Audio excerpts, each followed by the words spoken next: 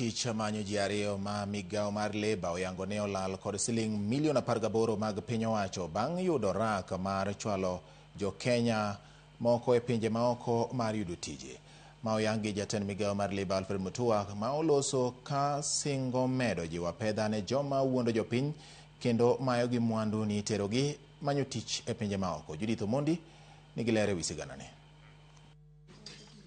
Aput mane olosi higa ma okalo dwe mar 7 mar timo apedha ne achudhe kod kembe ma wuondo Jokenya kod terogi e pinje maoko mar yudo tije gikone ogolo ripot mar gima okwongo.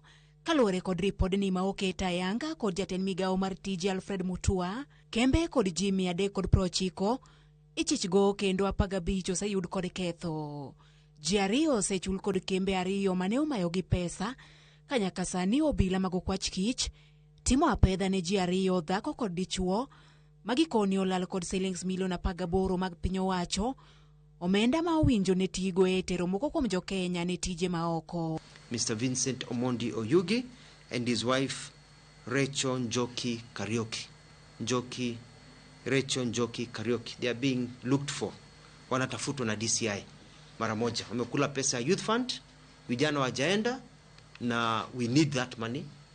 We need our people to be sent overseas. They need to show us where they have taken that money. Kama wamenunua Mercedes Benz, iuzwe, lakini we cannot steal people's money and get away by abusing youth. You know, mkono wa serikali ni mrefu. Thoth ji kod kembe mamayo Jokenya, Mutua koni gini kembe maoko ndikore kod sirkal. Some of the individuals whose names or companies have swindled Kenyans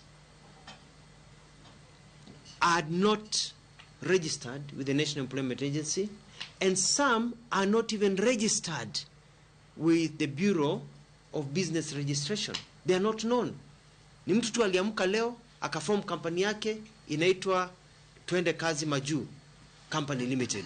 The company is not registered anywhere in the country of Kenya, does not even have a bank account, has nothing, and they put fake posters and people give them money. Kakoro kwayo Jokenya mondo beda kicha, kalore ni nyaka sani nitie ji magochone kod machiegni maomoko Cambodia ne okora ma inyalo geng. Our objective is to ensure that if there are job opportunities opening up in the Western European countries, if there are job opportunities that are opening up in whichever region in the world, that young people access these jobs at no cost to them, because I think that is where we are having a challenge as it is currently. Do not travel to go to a job that even the government of Kenya is not aware of because it is not in the National Employment Agency.